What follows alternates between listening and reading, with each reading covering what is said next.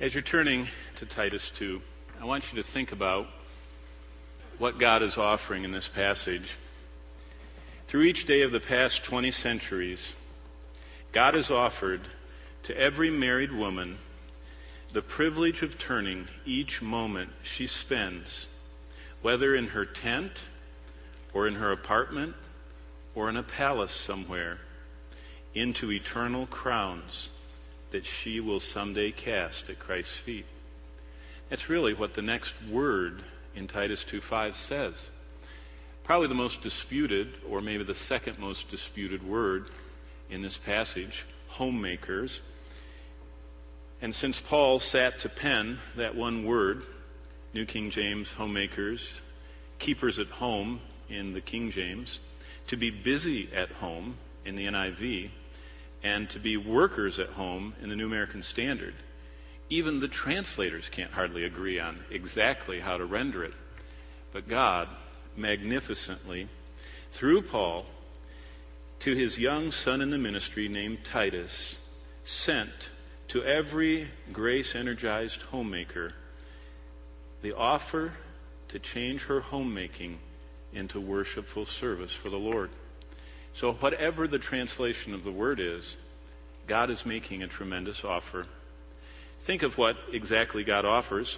Each dish that she washed, each towel that she folded, each diaper that she changed, and each weary day she spent with self-centered family members can become worthy of eternal reward that will never pass away. That's the offer that he makes. Titus 2:5 promises each grace-energized homemaker that they can redeem every moment they spend in the endless duties of the home into worshipful offerings of obedience to God. Now, I call that the most amazing offer of redeeming the time possible. Every Mother's Day, there are these regular articles that talk about how impossible it would be to pay a normal woman to be a housewife because she does such a myriad of jobs and so many skill levels that the last one said the average housewife should be paid about $160,000 a year for her work if she was paid union rates. But God offers the ultimate redeeming the time. One word was chosen by God, and this word is homemaker. One word was designed by God as the role-specific ministry that pleases him. And it's what he wants for godly women who offer their lives to him through their ministry to their home. As we open to this next virtue that God desires to be cultivated in the lives of grace-energized women, the very concept is increasingly offensive to our 21st century world.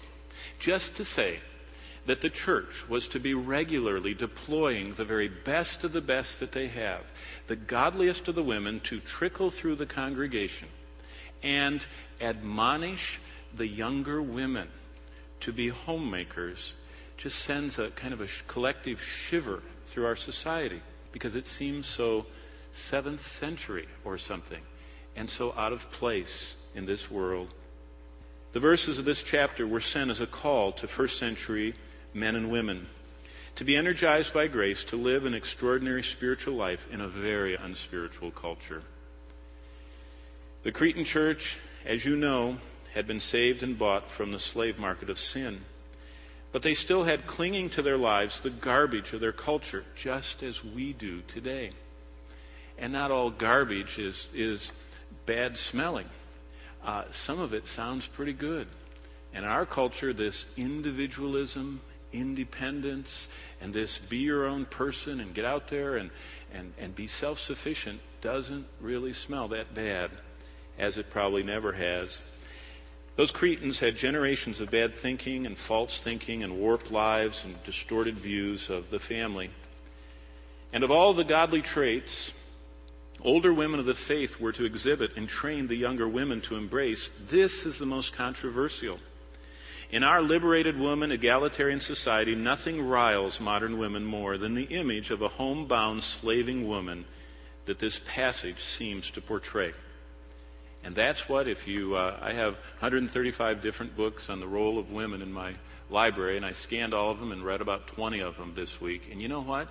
That's what everybody says that doesn't really like this concept. And they say it in a lot of different ways, and they say that Paul is cultural, and they say Paul is very Jewish, and they say a lot of stuff. But what they say is they don't think that God could possibly mean whatever it is they think that he means. And even in the church today, nothing seems harder than to convince wives of their primary ministry ordained by God is to be their husbands, and mothers that their primary calling is to disciple and nurture their children. And the lesson of this verse is not so much that a woman's place is in the home, as it is that her priority is for the home. Now understand what God doesn't say.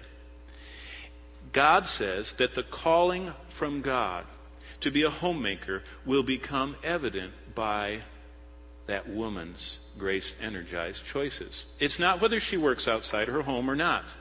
That's not the issue of this word.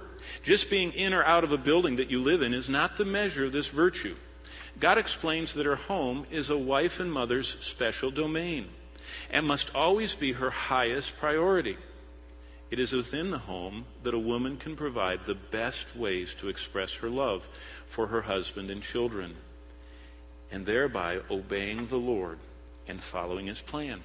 And so the more she believes that, and the more she embraces that, and the more that she cultivates that, the more that her priorities focus around that home, whether or not she is physically standing inside the walls of the tent or the palace or whatever she lives in through these 20 centuries.